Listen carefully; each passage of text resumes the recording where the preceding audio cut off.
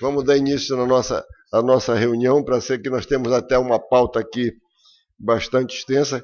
Quero justificar a ausência do nosso presidente, que teve que viajar, mas nós estamos aqui, eu estou muito bem assessorado pelo ex-presidente daqui da nossa Federação, Daildo Cabral, e aqui o nosso presidente do Sinduscom, o meu querido amigo e irmão de luta e de ideal, que é o Franco. Bom, vamos darmos início à nossa reunião.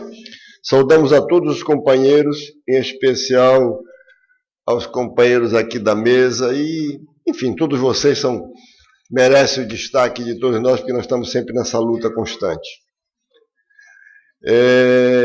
Consultamos aos companheiros se tem alguma observação a fazer sobre a síntese das correspondências recebidas e expedidas, e também da ata da última reunião, que todo mundo recebeu eletronicamente.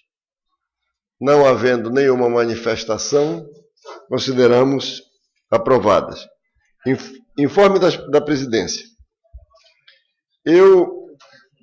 Antes de olhar aqui o script, eu queria dizer para vocês que eu tive a honra e a alegria, que depois eu vou repetir até o que eu estou falando aqui, de participar, Carlinhos, da nossa antiga Olimpíada Operária, que você fazia aquela abertura espetacular, que lá pelas circunstâncias, os tempos mudaram, não é a mesma coisa, mas mesmo assim ainda tivemos um movimento muito grande, o encerramento, que foi no dia 30. Então, tivemos a satisfação de participar, no último dia 30 de novembro, das finais de futebol masculino e feminino dos Jogos do SESI, que havia começado em maio.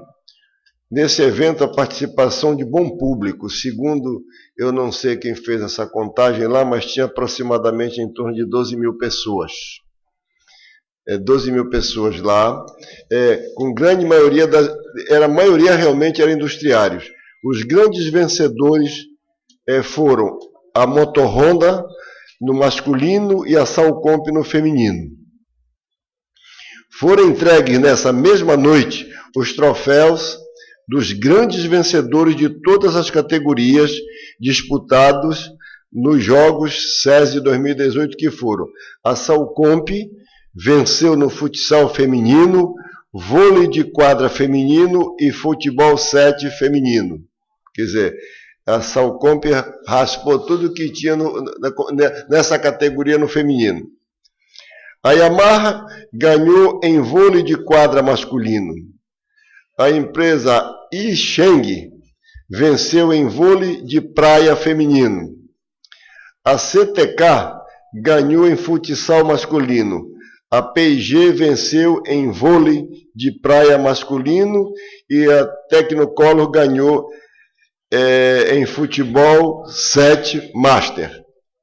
Ao final, a Salcomp foi a grande campeã geral dos jogos no feminino e a Yamaha foi a grande campeã geral do masculino.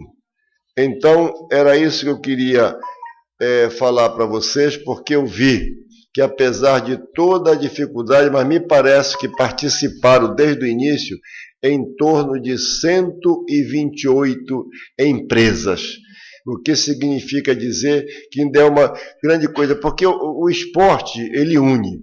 O esporte, ele faz com que, inclusive, os funcionários das nossas fábricas, eles se sintam prestigiados, eles realmente são, eu diria, são os atores, os atletas que participam daquilo, e eu vejo muito bom a gente incentivar isso. Como eu sei, inclusive, depois eu vou conversar com o Paulo, eu vou conversar com o nosso presidente, vou conversar com a Rosana, principalmente a nossa superintendente do SESI, para que a gente realmente depois faça um agradecimento a essas empresas que participaram e a gente possa no futuro conversar com os diretores, RHs, porque isso,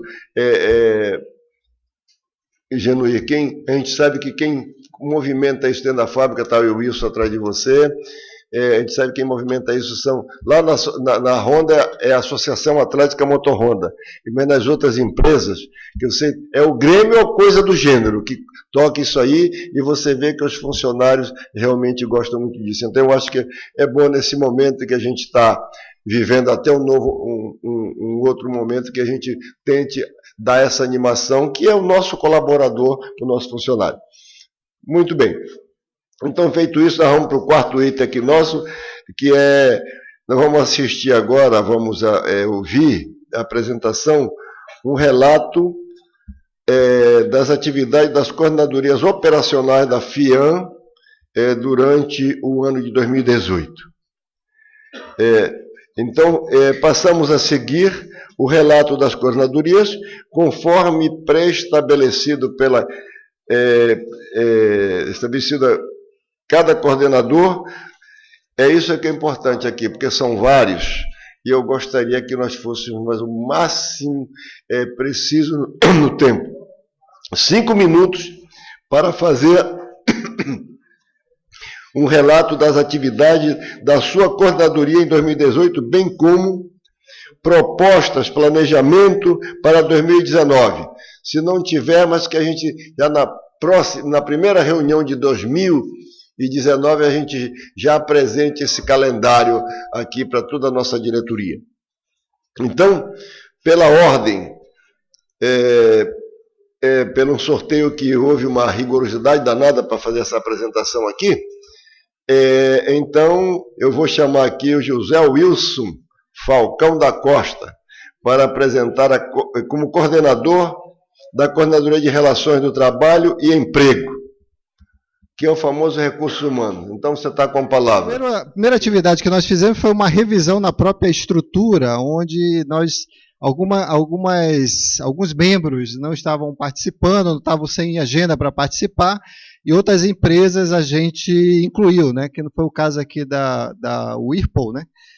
E a gente também tem, esse ano a gente também incluiu a presença da Câmara Nipo dentro da nossa coordenadoria, visto que tem alguns assuntos que são discutidos lá que também a gente precisa ter uma conexão em relação a definições ou estudos que a gente faz na área de RH.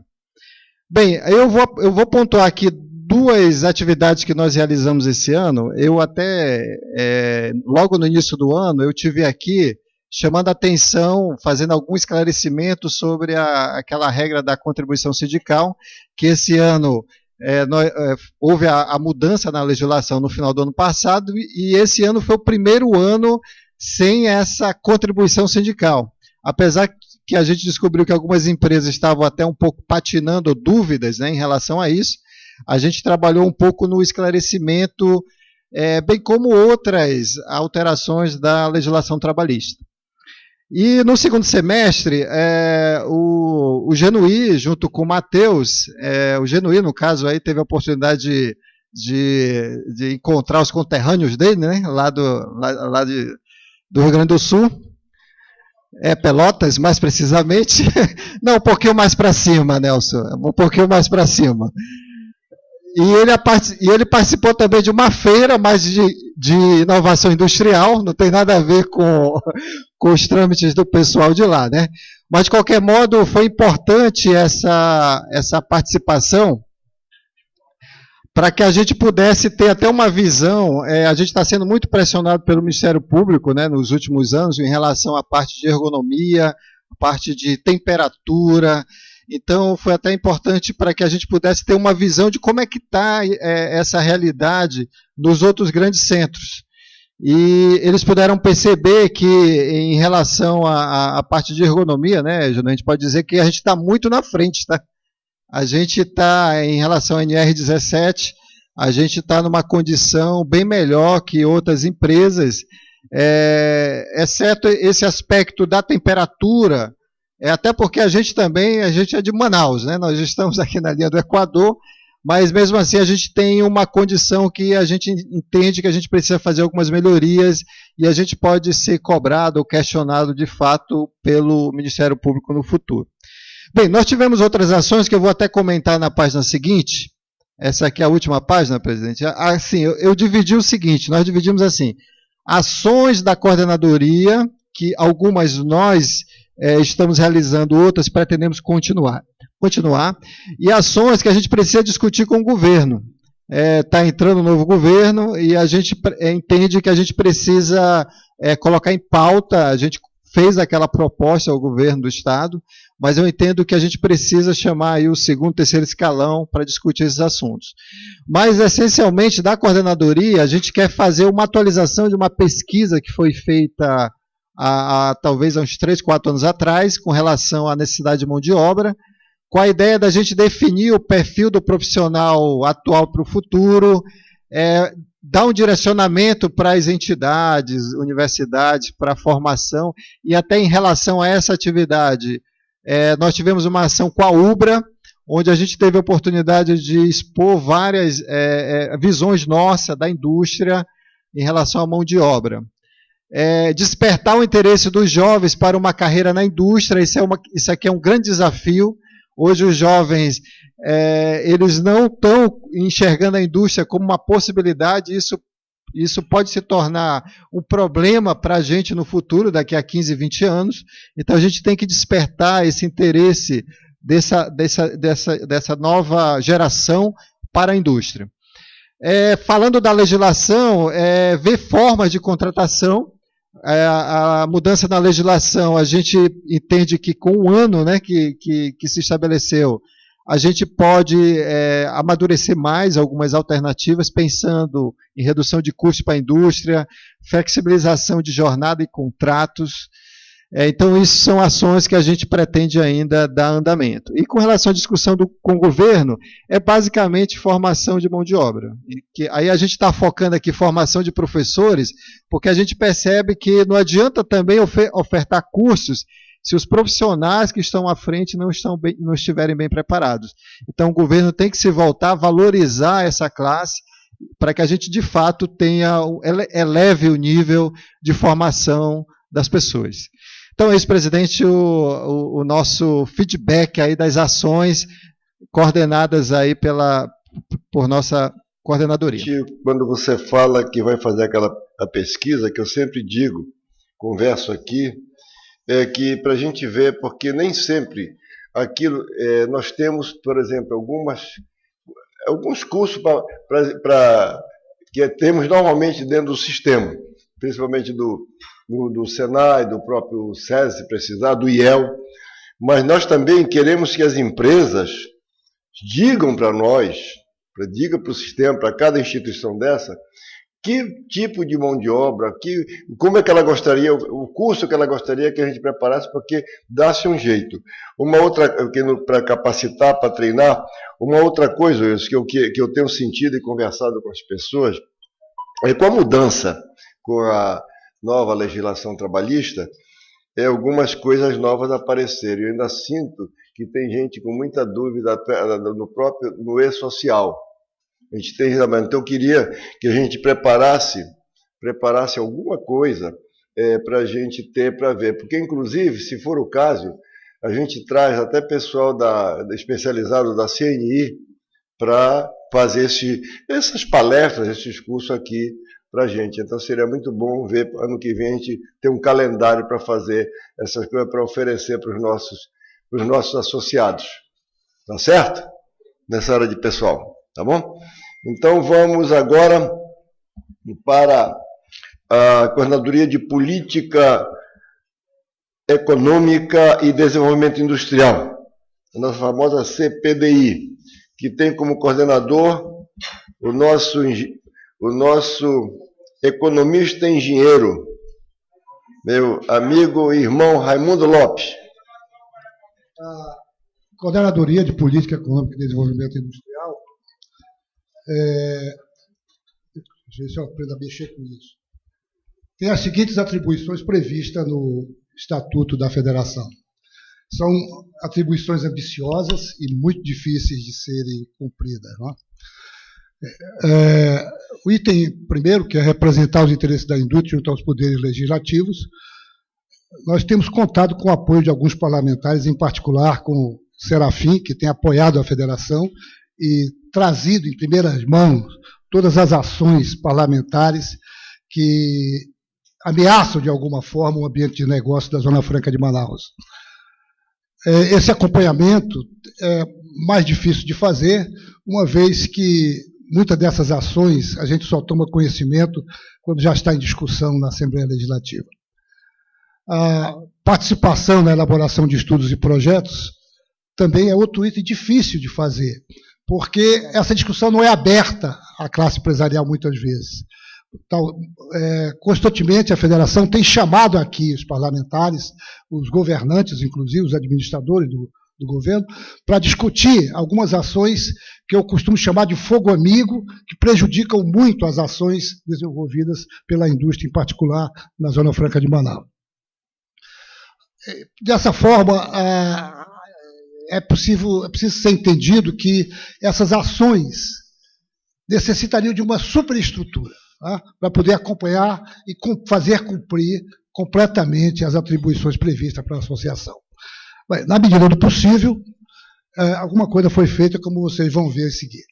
Aí estão os membros, componentes da CPDI, tá certo? Eu queria aqui fazer uma referência ao Laerte Henrique Cícero, que faleceu este ano, né, no exercício da função. Ele era o coordenador da Câmara das câmaras da CEPLAN, e com ele nós começamos um trabalho muito interessante, que foi de reuniões conjuntas da Câmara da Indústria com a nossa coordenadoria. Infelizmente, e depois da morte dele, demos sequência ainda, e eu espero que continue na próxima administração, porque tem se tornado bastante produtiva e com resultados muito positivos. O programa de trabalho que a CPDI se propôs a realizar este ano está aqui descrito, que seria basicamente o foco naqueles pontos que afetam diretamente a ação da indústria na Zona Franca de Manaus. Qual seja a Lei 2826, que houve uma ameaça forte de ser alterada e que, felizmente, não se concretizou. No entanto, é um item aberto, existe um projeto já elaborado, que tramita na Cefaz, e que cabe à federação chamar aqui os novos administradores para analisar mais de perto essas alterações. Eu confesso para os senhores que nem todas elas nós tomamos conhecimento. Da mesma forma, há duas resoluções que estão na SUFRAMA que são cruciais para o ambiente de negócio da indústria, que é a Resolução 203, que regulamenta a aprovação e acompanhamento de projetos, que houve uma proposta no sentido de simplificar e torná-la mais ágil e mais simples. No entanto, ao ser levada a conhecimento de alguns conselheiros, estes decidiram que era hora de fazer as alterações que eles sempre pretendiam, no sentido de tolher e dificultar cada vez mais as ações da SUFRAMA. E o assunto está parado, no entanto, eu acho que é um item importante que deverá ser voltado à pauta no ano de 2019. A Resolução 100 de 2013 é aquela que regulamenta, o Ian que conhece bem isso aí, e regulamenta a reserva de lotes para a indústria. Como os senhores, não sei se é do conhecimento de todos, o Ian que depois pode complementar as minhas palavras. No entanto, há praticamente 4, 5 anos que a SUFRAMA não consegue reservar um lote sequer para a indústria, porque o Ministério Público Federal chegou à conclusão que as ações que vêm sendo desenvolvidas pela SUFRAMA, nesse sentido, nos últimos 50 anos, não era compatível com a legislação federal. E tem propostas no sentido de dificultar isso. Só para os senhores terem uma ideia, a ideia do Ministério Público é a SUFRAMA ter que fazer uma licitação de cada lote de terra, em vez de distribuí-la diretamente à indústria. Dando continuidade a esse programa de trabalho, algumas ações que estão em estudo dentro da CPDI, quais sejam as dificuldades burocráticas e gargalos que dificultam o ambiente de negócio, tramitação de propostas de PPB. Nesse sentido, o Abelardo tem prestado um serviço inestimável, no sentido de mostrar o andamento dessas propostas e aquelas que estão sendo boicotadas e dificultadas de alguma forma. Esses assuntos são levados ao conhecimento da diretoria, que aciona os dispositivos em Brasília para resolver essas questões, o que tem, de alguma forma, alguns desses PPB têm sido liberados a contento. A movimentação de recursos do FTI também é um assunto que nós estamos acompanhando de perto e que já foi, inclusive, tornado público pelo Alfredo em vários artigos da coluna follow-up do Centro das Indústrias. As vantagens e desvantagens do incentivo fiscal da lei de informática é outro assunto que nós estamos estudando e deveremos concluí-lo ao longo desse ano. O Toninho Tori, que é da empresa Trópica, que é o coordenador desse trabalho. Ainda em continuação, nós desenvolvimos um assunto muito interessante com o Laerte, quando eu estava ainda na ativa, no sentido de definir, de identificar as matérias-primas regionais que poderiam ser, de alguma forma, utilizadas pela indústria. O Laerte chegou a desenvolver um trabalho interessante, no entanto, não foi concluído por razões que já colocamos aqui. E os componentes locais também é outro assunto que está em estudo lá dentro conosco, acompanhando de perto o trabalho desenvolvido pelo Mário Kuhn, o Paulo Roberto e o Fernando, além do Laerte na época, e o César Ueda. E, finalmente, a realização de reuniões conjuntas com a Câmara da Indústria, como já foi citado aqui. Essas foram as reuniões que foram realizadas, cerca de, me parece, 12 reuniões foram realizadas ao longo do ano, né, nessas datas. E as principais ações desenvolvidas ao longo do ano, objetivamente, que é a elaboração de planilhas para acompanhamento do PPB, já citado aqui, discussão de propostas de alteração da Lei 2826, as reuniões conjuntas da CPDI e FIAN com a Câmara da Indústria, discussão e acompanhamento de propostas de alterações da Resolução 203 e 100, assessoramento da diretoria da FIAN, elaboração de propostas de pauta mínima sugerida aos candidatos do governo do Estado, identificação de principais gargalos que dificultam o ambiente de negócio da Zona Franca e o acompanhamento da tramitação no Senado e na Câmara Federal do projeto de lei 10.160, que prorroga a concessão de incentivos fiscais concedidos pela Sudan e Sudene, que até agora não foi aprovado. Eu acho que é do conhecimento de todos que esse prazo de concessão do incentivo expira agora 31 de dezembro. E se não for aprovada a semana que vem, que é a última semana, me parece, de ação do Congresso, nós vamos ficar descobertos a partir de janeiro. Né? Os desafios para 2019. Aqui eu citei alguns, né? Existem outros, evidentemente. Um deles é a reforma tributária, que é a PEC 293 de 2004, que tramita na Câmara Federal, e que, com o modelo atual, que foi apresentado aqui pelo deputado Rauli, praticamente tira qualquer vantagem competitiva da Zona Franca de Manaus, se não forem tomadas providências no sentido de garantir essas vantagens. A alteração da Lei 2826, que deve dar continuidade, provavelmente, agora no novo governo, alterações das resoluções já citadas na SUFRAMA, definição de diretrizes do novo governo para a Zona Franca de Manaus. Esse novo governo que vai assumir em janeiro é uma incógnita para todos nós. Né? Realmente, todos nós estamos na expectativa, não só com relação ao governo estadual, mas também com relação ao governo federal. Todos estão preocupados e ansiosos em conhecer as diretrizes que esses novos governos deverão implementar. Outro desafio importante para nós seria o que vai acontecer com a Zona Franca de Manaus no novo governo, que seria a consolidação desse modelo como agente de desenvolvimento da Amazônia Ocidental. E a definição de novas matrizes de desenvolvimento para o Estado do Amazonas, embasado no ecoturismo, na biodiversidade e na exploração sustentável dos recursos minerais. Obrigado.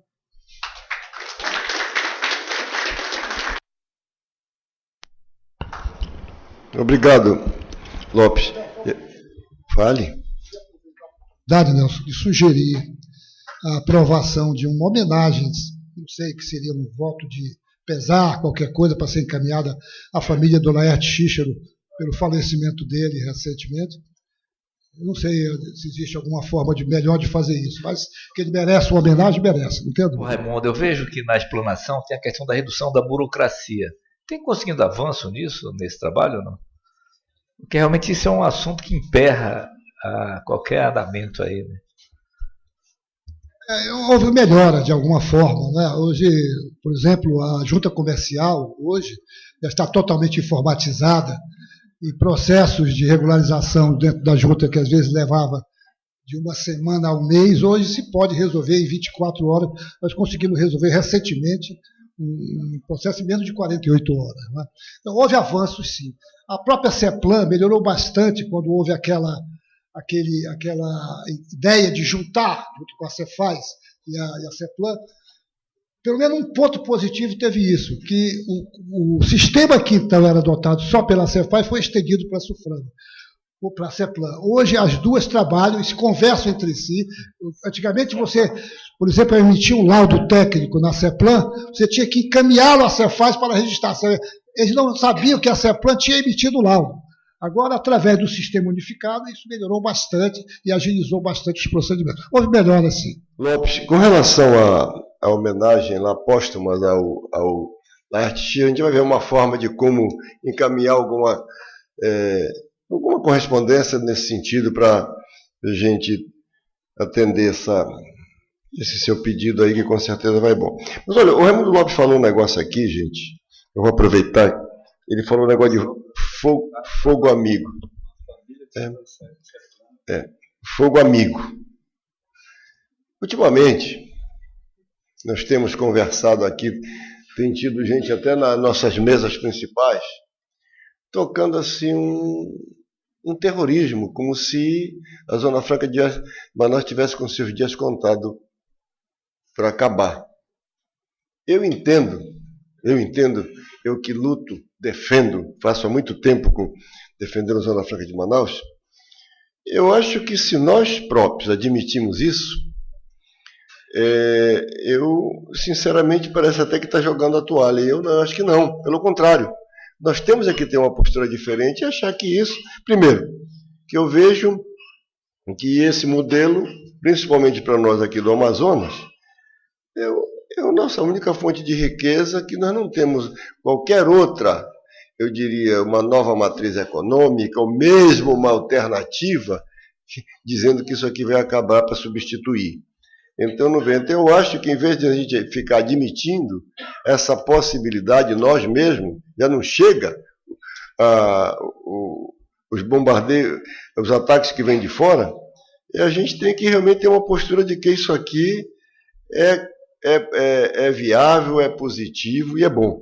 Então, era desse sentido que eu queria fazer um comentário, aproveitando essa parte que o Raimundo Lopes falou. Bom, mas dando sequência nas nossas apresentações aqui, agora nós vamos para a nossa Coordenadoria de Meio Ambiente, de Recursos Naturais e Responsabilidade Social, que nós temos como coordenadora a nossa competentíssima advogada, doutora Renê.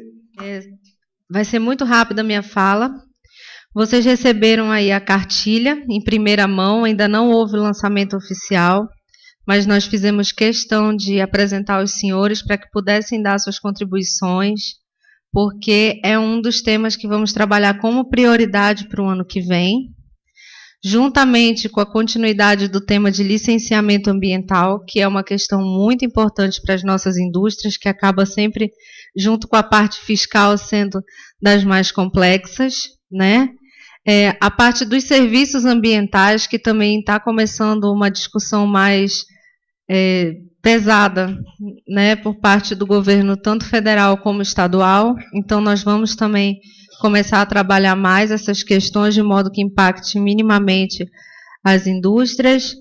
A questão dos recursos hídricos, porque no ano que vem deve ficar pronta a Carta Hidrogeológica de Manaus, e com isso, talvez, a gente ainda não sabe como vai se comportar a nova gestão, talvez possa tentar, pelo menos, ser instituída a cobrança, né, a outorga onerosa, que para a gente não é positivo, então nós vamos trabalhar bastante para que isso não ocorra, ou que pelo menos tenha o mínimo impacto.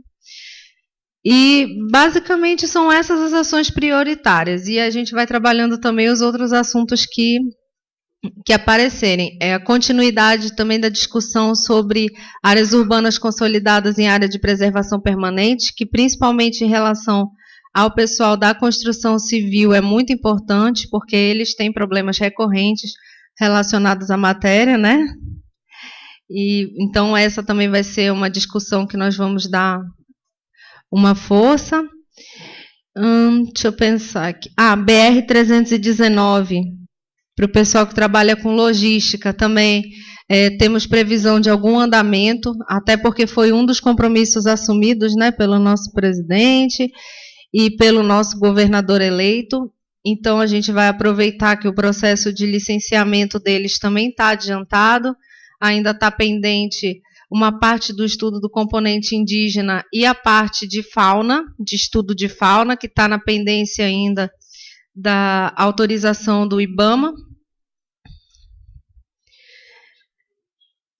Bom, é isso. E a gente vai, assim que assumir o novo governo, nós já temos o nome do secretário, estamos aguardando apenas a confirmação do nome de quem irá assumir o IPAAN, mas tão logo tenhamos, nós já vamos fazer uma visita de cortesia também para apresentar o nosso trabalho, apesar de que eles já conhecem, né, mas vamos oficialmente. E aí, assim que nós tivermos uma posição mais sólida, a gente vem aqui de novo na reunião de diretoria dizer como foi essa primeira aproximação oficialmente como membros do governo. É isso. Obrigado, Renê. Muito obrigado. Bom, com relação a essa, a coordenadora do, vamos chamar de meio ambiente, tem feito, inclusive, a Renê tem tido uma participação muito ativa e efetiva, tem se dedicado e, inclusive, agora mesmo tivemos lá dentro da CNI a reunião do COEMA, onde esse assunto que ela falou, porque a BR-319, ela não é uma necessidade só nossa, até na cidade do Brasil, porque nós somos isolados, estamos isolados. É Roraima e o Amazonas que estão isolados do restante do país, mas tem muito Roraima, Porto Velho, Rondônia está muito interessada e Mato Grosso do Sul, enfim, é aqui que essa estrada realmente saia dessa dificuldade que nós temos tido. Então parece que agora nós estamos com uma pessoa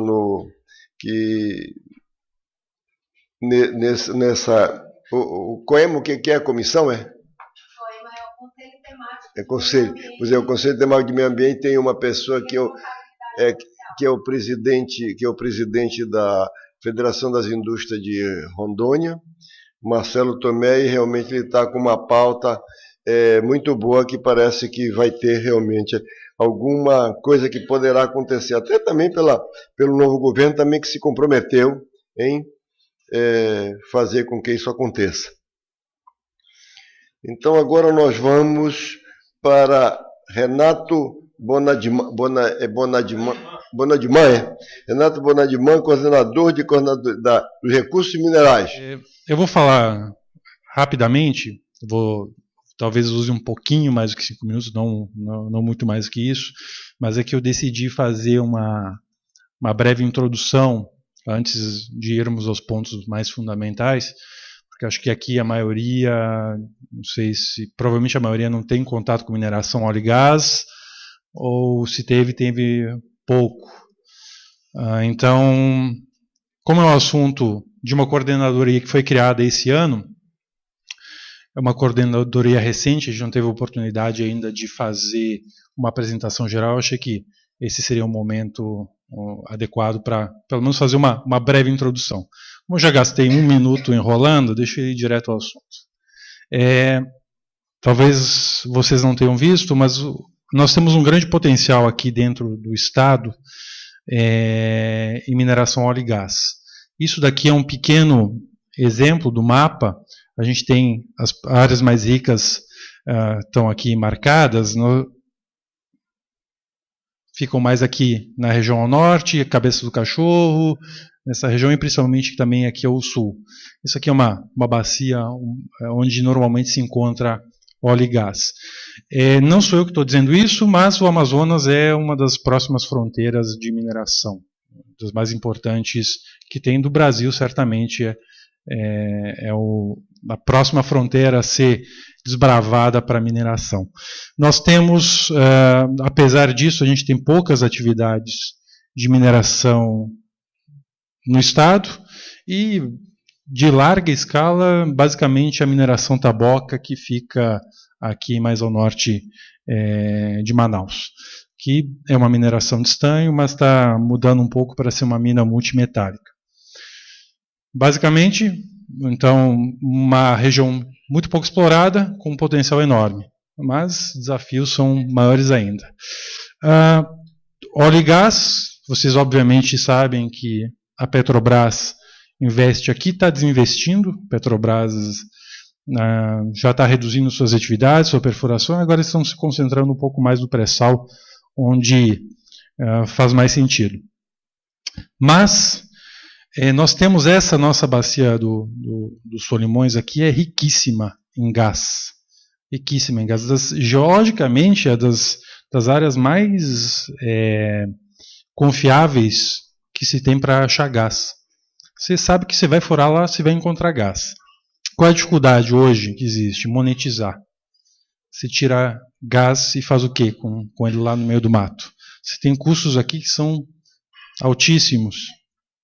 E você tem um gasoduto que foi criado pela Petrobras, só que você não consegue usar ele porque o preço que a Petrobras cobra pelo transporte é absurdo. Absurdo porque o gasoduto custou um absurdo.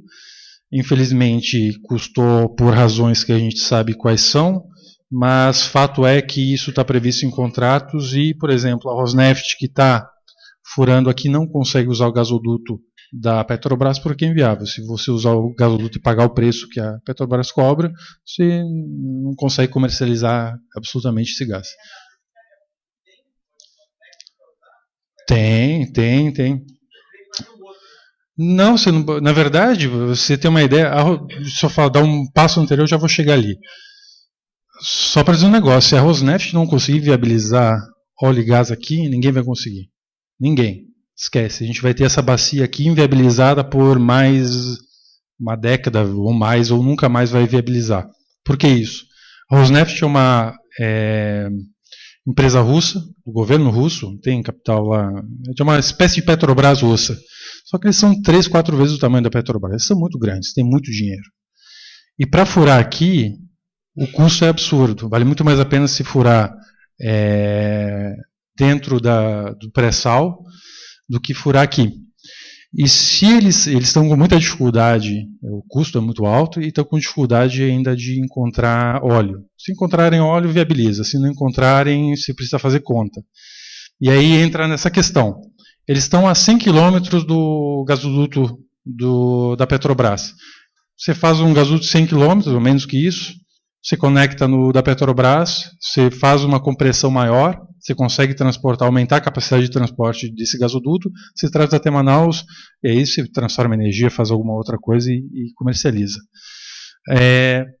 Mas, infelizmente, isso não está sendo possível ainda, está em discussão, mas não é possível.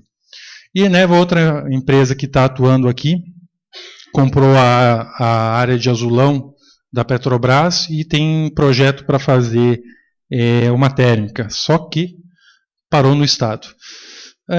Isso aqui eu não vou falar muito, mas uma coisa que a gente tem que ter em mente, esse potencial minerário que a gente tem pode ser um novo braço de uma zona franca. A gente tem potencial de ter inúmeros produtos sendo produzidos aqui com insumos da mineração dentro do Amazonas. E aí, entra os desafios de porque isso ainda não está acontecendo.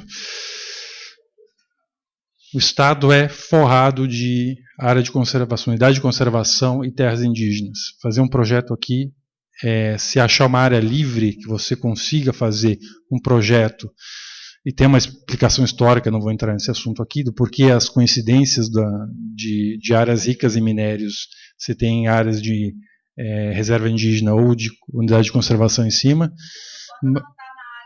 está na área de influência.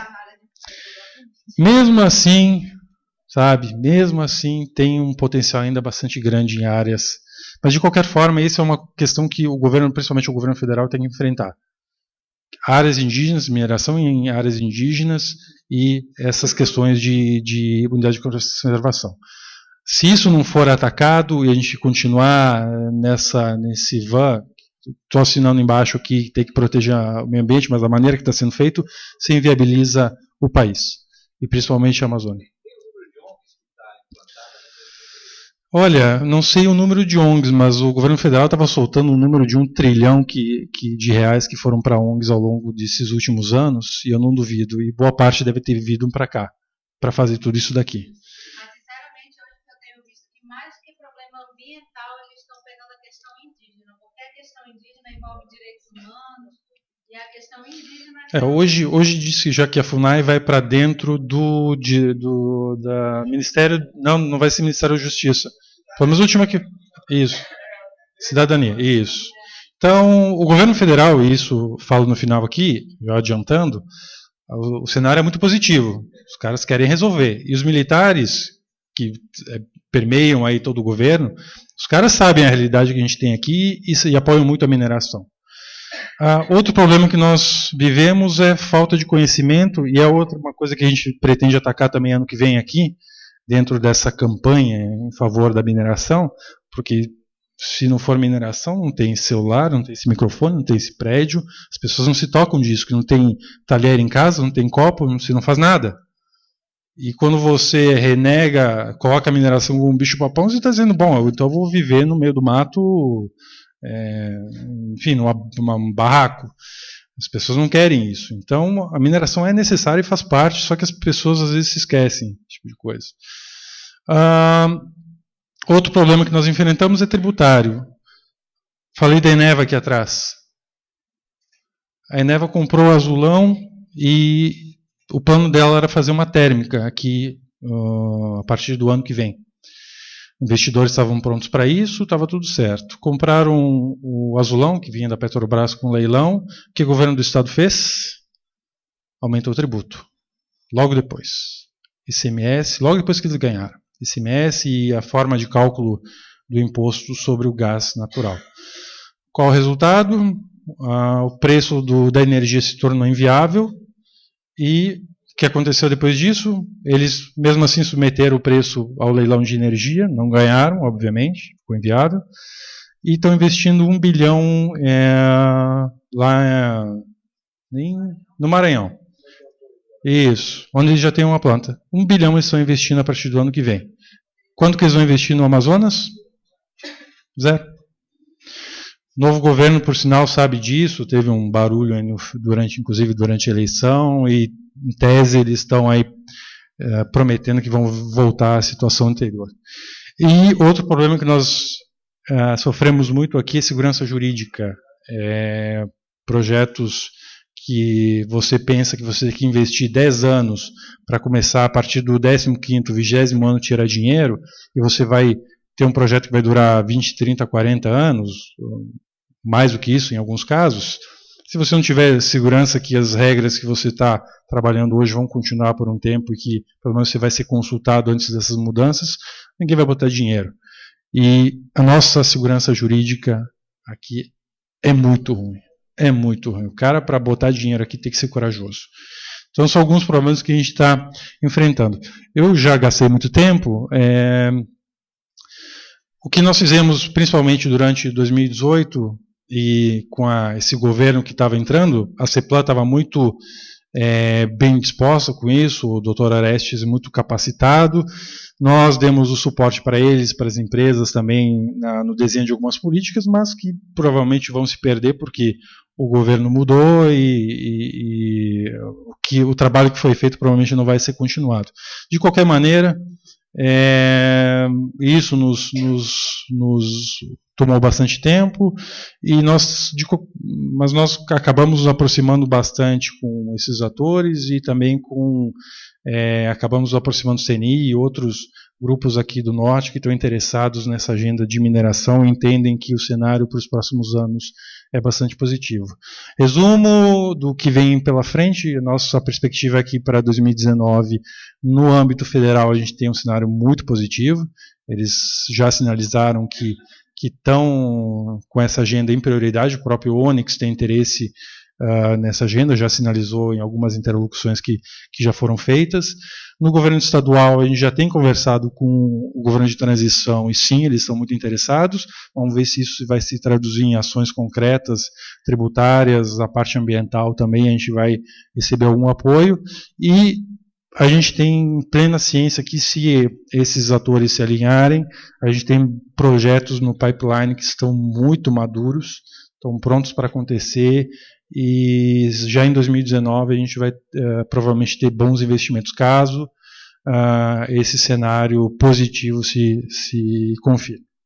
Bom, um resumo corrido aí foi isso. Tá? Obrigado. Vamos agora para a Coordenadoria de Assuntos Legislativos e Tributários, a nossa COAL, que tem como coordenador nosso querido amigo e irmão Moisés Ferreira da Silva, grande tributarista. Vou fazer uma síntese aqui, como foi pedido, dos principais eventos. São os principais, não são todos, mas os mais relevantes. Começando desde fevereiro, a gente fez um workshop do Sistema de Escrituração e Apuração do ISS. Chamamos a equipe da Prefeitura, foi lá no Senai da Bola da Suframa. Cada um desses eventos tem uma participação média de 120, 130 empresas diferentes. Em fevereiro, nós falamos sobre o decreto 38482, que é da energia elétrica, que dá uma isenção. Alguém me perguntou aqui, esse decreto foi prorrogado recentemente, no dia 29 de novembro, já está valendo para 2019. Em março, falamos...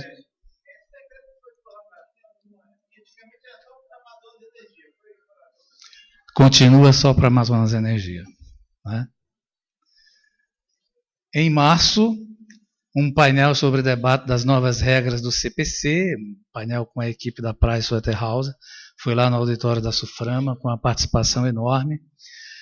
Em maio, o interessante é que a comissão a COAL, ela interage com todas as demais coordenadorias, né? Porque o assunto tributário está interligado, tem uma interface muito grande com todo mundo. Então, muita coisa vai ser repetida, por isso que o Raimundo Lopes aqui já fez uma síntese muito grande do que eu vou falar.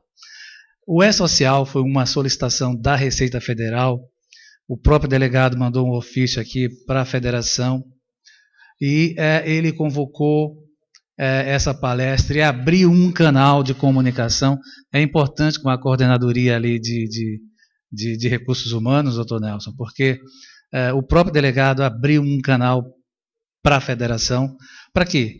Para que nos momentos de dúvida de implantação, na dificuldade que a coisa não andou, e o delegado designou o seu Alzemi para nos atendermos. Então, sem agenda, você pode chegar lá, sou da federação, e ele vai nos atender naqueles assuntos pontuais, né?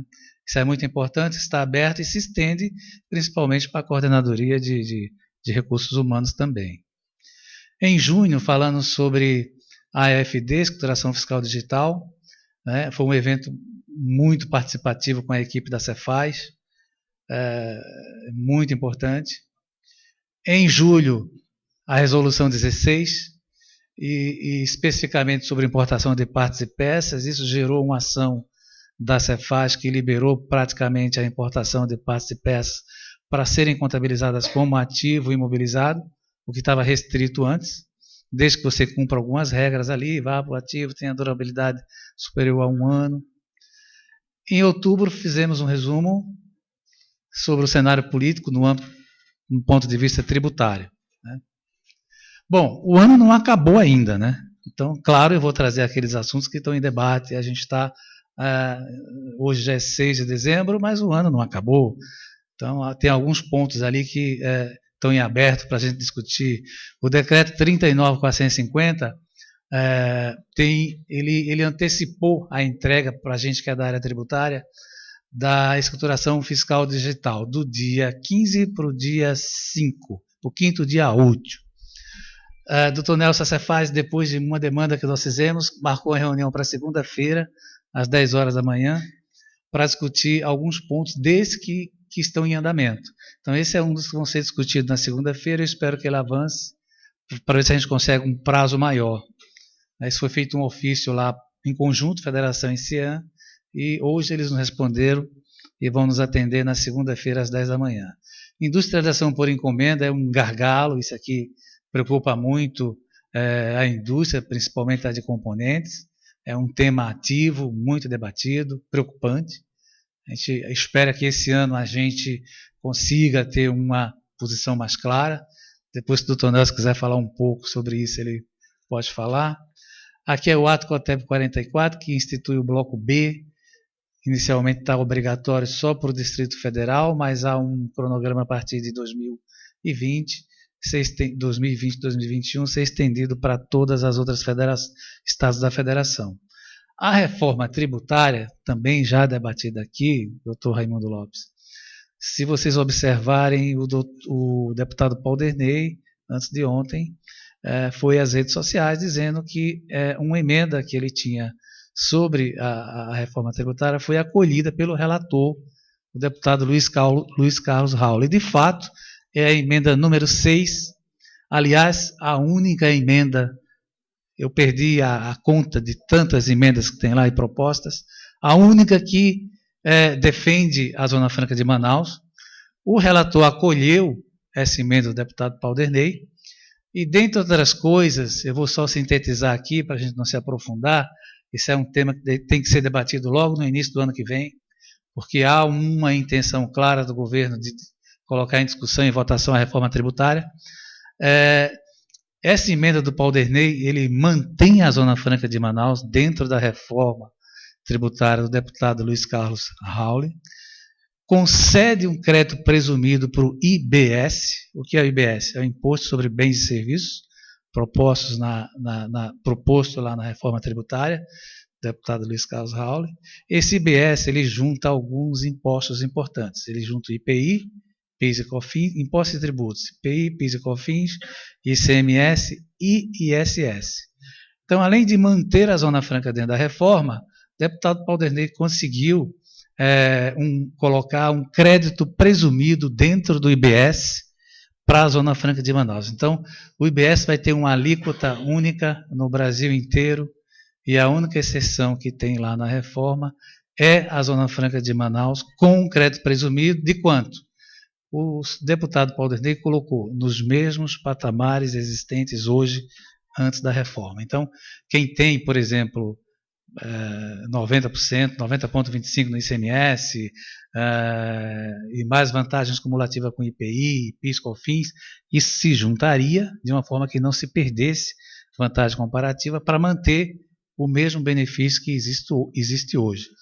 Isso tem que ser aplaudido, né, reconhecido publicamente, esse esforço do deputado Paul Derney, mesmo porque quando o deputado Luiz Carlos Raul veio aqui nessa casa e fez a apresentação, no final ele disse: eu não tenho nenhuma proposta para a Zona Franca de Manaus. Se vocês quiserem propor, a gente pode até pensar. E está aí proposto, está acolhido, e espero que, se a reforma tributária entrar em pauta, o que temos é isso, de forma real, está publicada. A reunião que definiria o relatório final era para ocorrer hoje, se não me engano.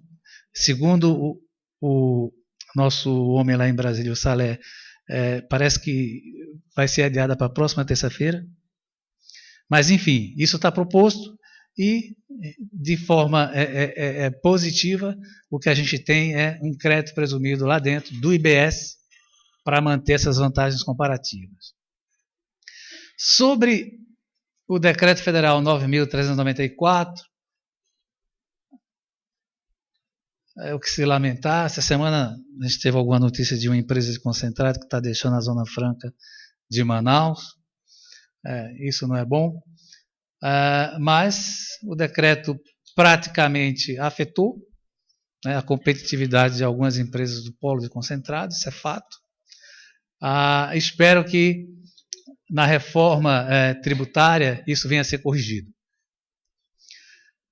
Decretos especiais. Esses decretos especiais, doutor Raimundo Lopes, são aquelas empresas, por questões de competitividade, têm decretos especiais para manter o incentivo e ela continuar operando aqui na Zona Franca. Esses decretos, alguns desses decretos vencem agora em 31/12. O que ocorre?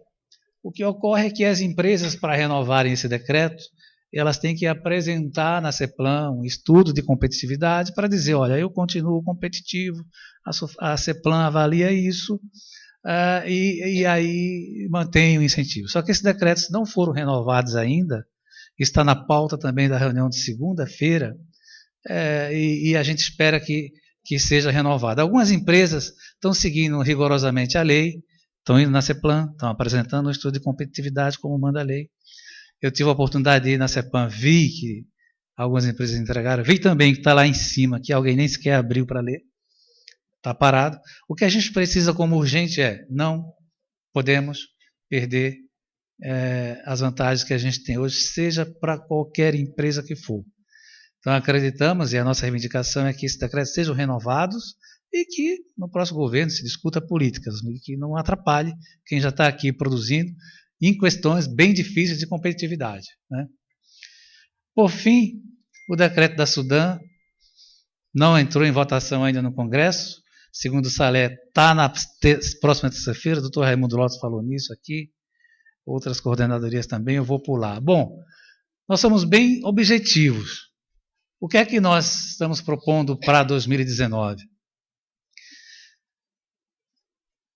Propor ao governo estadual, o novo governador especificamente, se fosse pensar em alguma coisa de reforma tributária na lei dos incentivos fiscais no estado do Amazonas, que se insira a federação, ou os dois juntos, na discussão dessa reforma, como foi muito amigável no governo Zé Melo.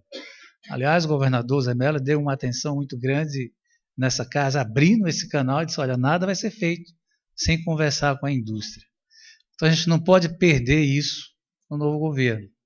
Então, de uma forma bem objetiva, a gente tem que estar lá dentro discutindo o que é que vai se alterar. E, claro, todo mundo vai estar lá, inclusive a sua coordenadoria, né? Tem que ser todo mundo, muitos braços, muitas mãos.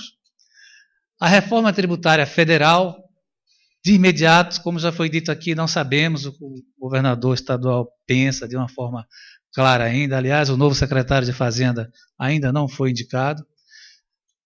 Da mesma forma, no governo federal, a gente só vai ver quando a coisa, como o bicho pegar, a partir de janeiro.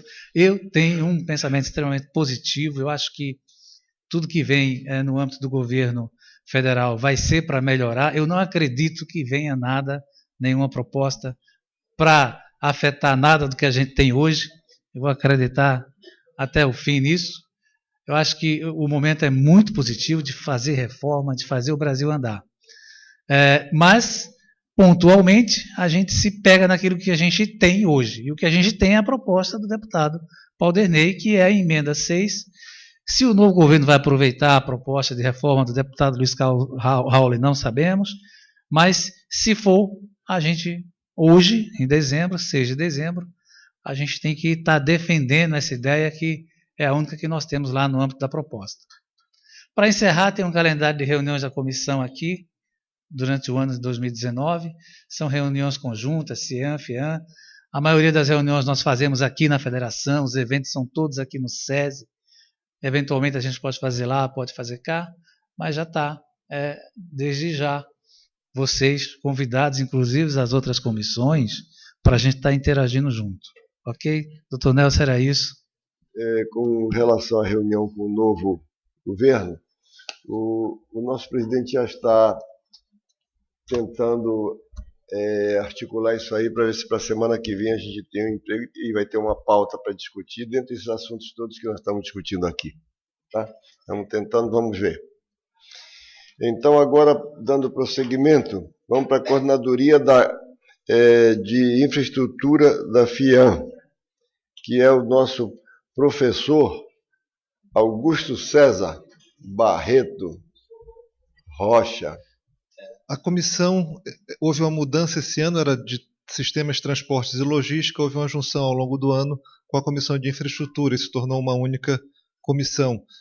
Foi um pouco desafiante, porque eram pessoas que não se conheciam como um todo, mas houve uma bela integração. Agradeço ao José Elesbão pela ajuda, pelo apoio que houve ao longo do ano para essa integração fluir bem. O que nós fizemos ao longo do ano foram 11 reuniões entre as duas comissões.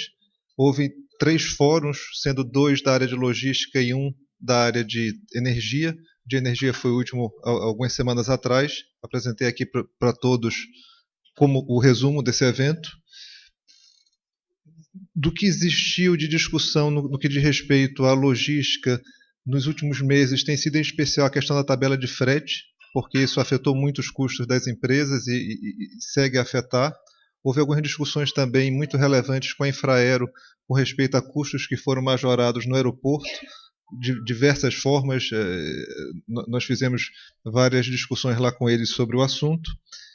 E agora, ao final do ano, houve uma atualização na última reunião da Comissão de Logística, ontem, antes de ontem, de fato, houve uma atualização do documento que a gente chama Documento de Competitividade Logística do Polo Industrial de Manaus. Então, em breve vai ser divulgado o que é que falta para melhorar a nossa competitividade. A gente revisa esse documento uma vez por ano, mais ou menos, e atualiza e coloca no site da FIEAM e do CIAM. E nos próximos dias vai ser atualizado para 2019, ou seja, a nossa pauta de medidas necessárias para as questões de logística.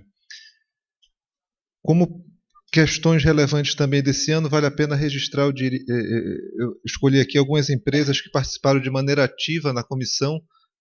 Claro que houve, ao longo dos eventos, a participação de várias empresas, mas é muito importante o trabalho voluntário de vários membros da comissão. Então, queria citar aqui a Bertolini, a Yamaha, o Grupo Simões, a Bicho da Seda e a Recofarma.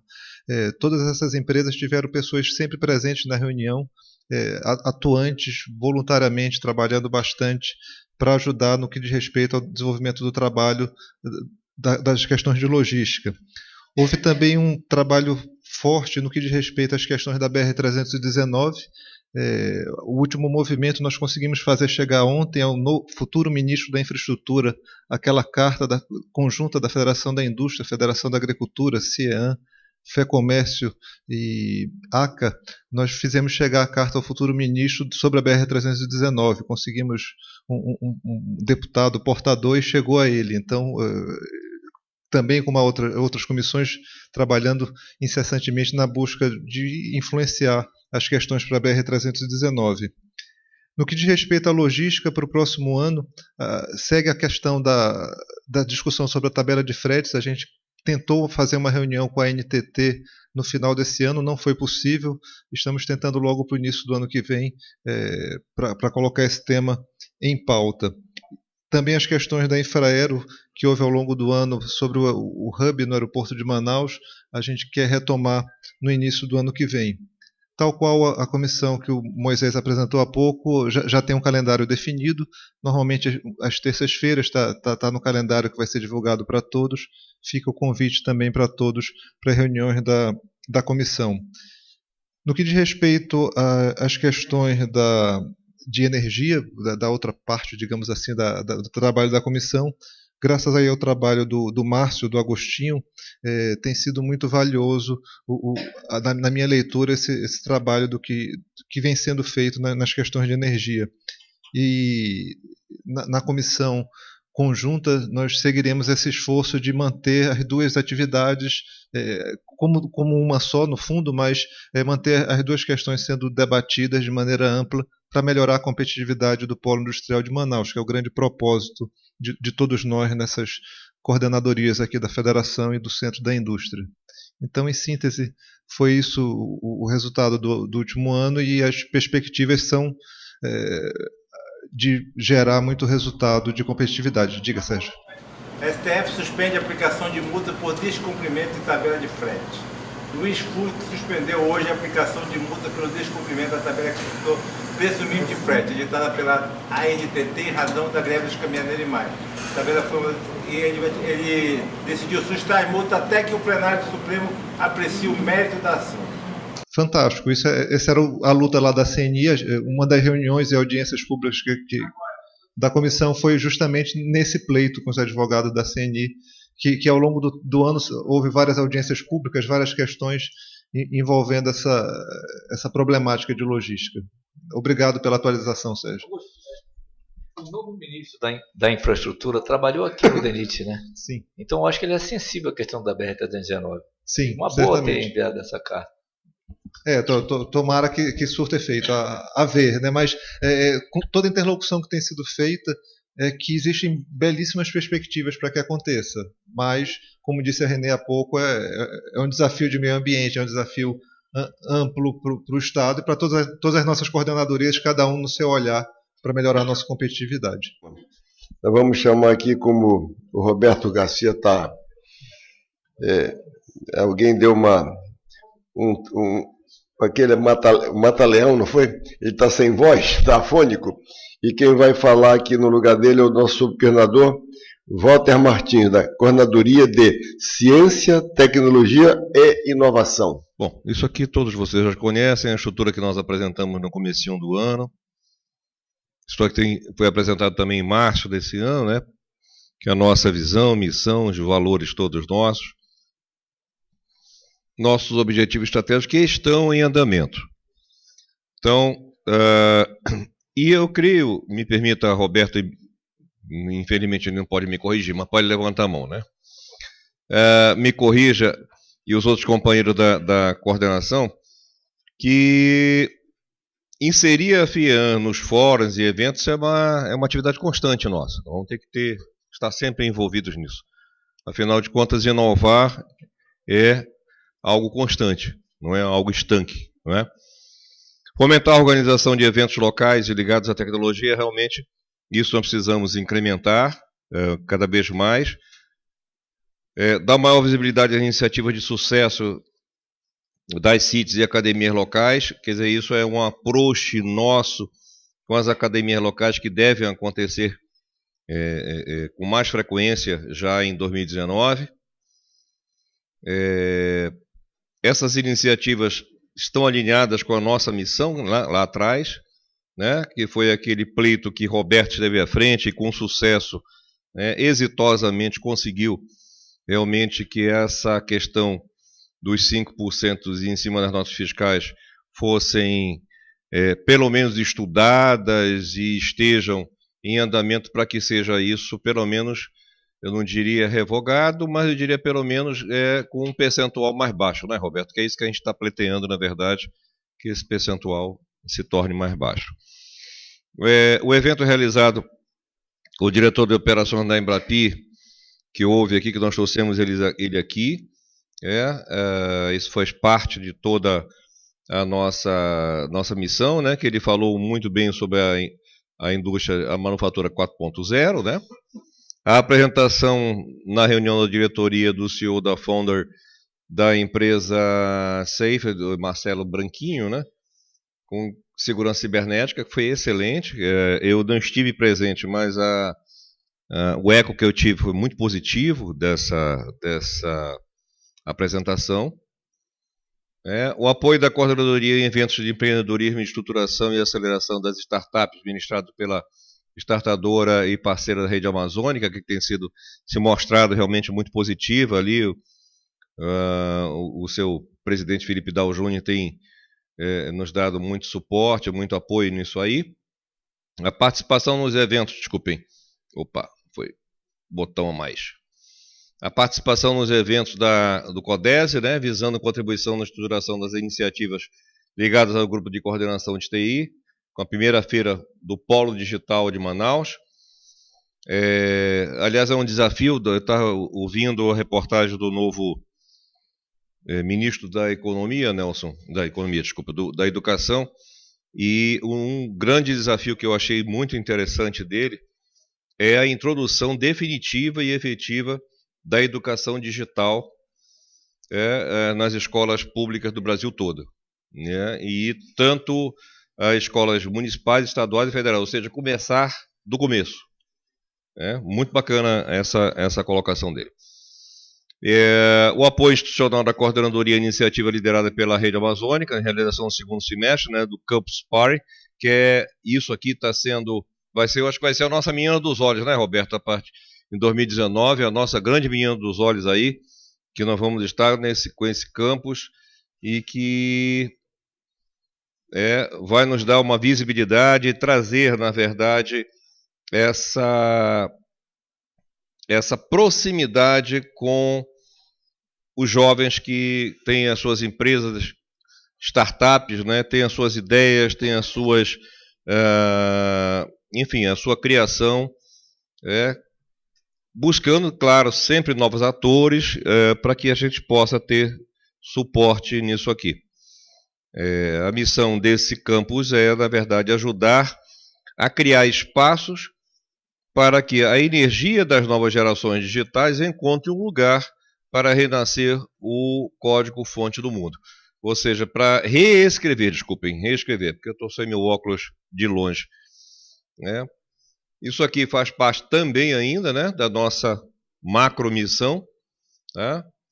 É o maior evento de desenvolvimento social e tecnológico e econômico do mundo, né, que se desencadeou, e a gente, como parte dessa nossa grande missão, nós queremos trazer para cá, trazer mais eventos, trazer mais iniciativas, e aqui, Roberto, eu acho que o Campus Party, eu não sei se vocês conhecem, é uma iniciativa que acontece em mais de 72 países já. Vai ser a primeira vez que vai acontecer aqui no Amazonas. Está previsto para acontecer no segundo semestre de 2019. Para vocês terem uma ideia, em São Paulo reuniu 12 mil pessoas. A gente tem uma coordenadora local amazonense que é responsável por essa organização. Quem está fazendo a parte institucional é a Rede Amazônica. Na terça-feira aconteceu a primeira reunião, já tem um grupo formado, já tem gente do Brasil todo se programando para vir para cá no segundo semestre. E tem um filme, se puder colocar. Começou em São Paulo a maior feira de tecnologia da América Latina, Campus Inovação, criatividade e empreendedorismo. Vim da Bahia, peguei 1.990 quilômetros, deu 30 horas de viagem, porque aqui eu acredito que a gente pode mudar o país. Campus Party é o lugar ideal para você que está com novas ideias, buscar inspiração e sair daqui inspirado. Está aberta Campus Party Brasil! É um orgulho ter esse crachá no peito e fazer parte do maior encontro de tecnologia do mundo.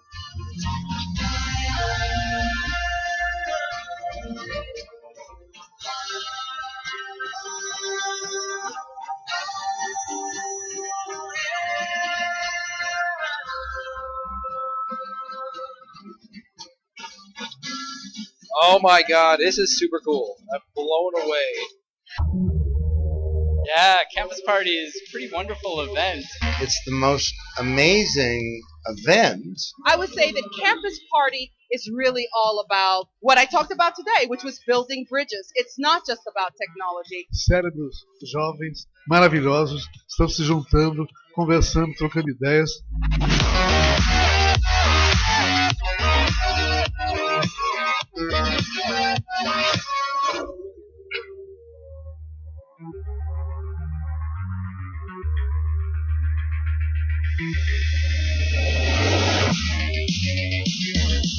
Valeu, Campus Party. Valeu, Campus Party.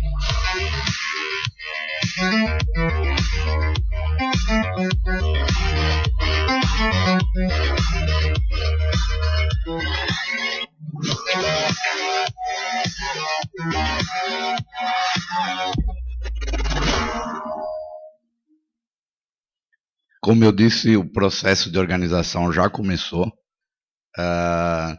Já houve uma reunião com o governador, já tem o apoio dele. Deve estar acontecendo na Arena Amazônica esse evento, né? Porque precisa de espaço, é uma comunidade grande que vem. Então, eu acho que para o segundo semestre do ano que vem a gente vai ter muita coisa interessante. Eles vão explorar muito a marca a Amazônia, né? Por isso que a gente acredita que vai vir muita gente de fora também para participar. Só para fechar a apresentação aí, tem que destacar também o fato do Nelson e do Sérgio terem assento no CAPDA agora. Para quem não sabe, o CAPDA é o comitê que analisa todos os investimentos em pesquisa e desenvolvimento. Antes não existiam pessoas da federação com assento no CAPDA. O fato de eles estarem participando das reuniões abre um canal importante para os pleitos da federação, das indústrias, no comitê que decide como é que esses investimentos vão ser feitos, né? Obrigado.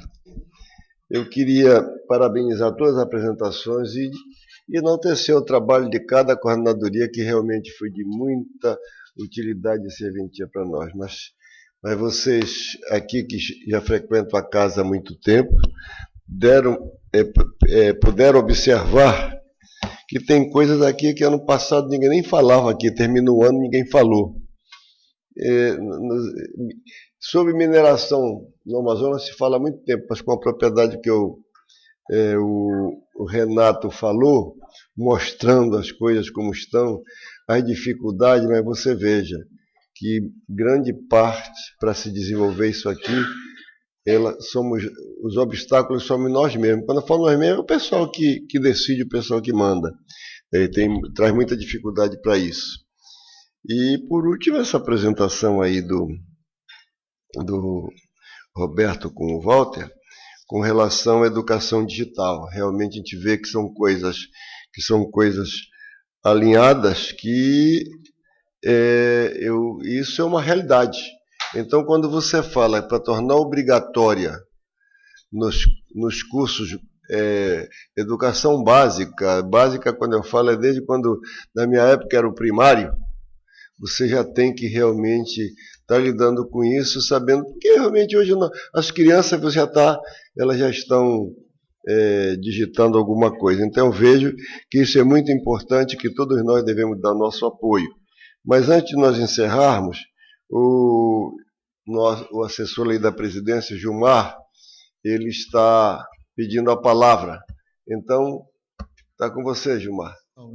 Agora, eu sou diretor do Departamento de Economia, que foi recentemente aprovado pelo Conselho de Representantes, e eu gostaria que cada uma das coordenadorias, depois, se possível, nos desse o calendário de reuniões, porque nós pretendemos, ou eu, ou um dos elementos que trabalham comigo, estar presente em todas as reuniões de coordenadorias, para a gente poder acompanhar com mais propriedade todos os assuntos relacionados à economia da Zona Franca de Manaus. Eu acho que, dado o adiantado da hora, nós ainda vamos ter mais uma reunião da diretoria. Não vamos ter mais uma antes do Natal? Então, dia 13, nós vamos ter a confraternização, que vai ser Federação das Indústrias, Centro da Indústria, é isso?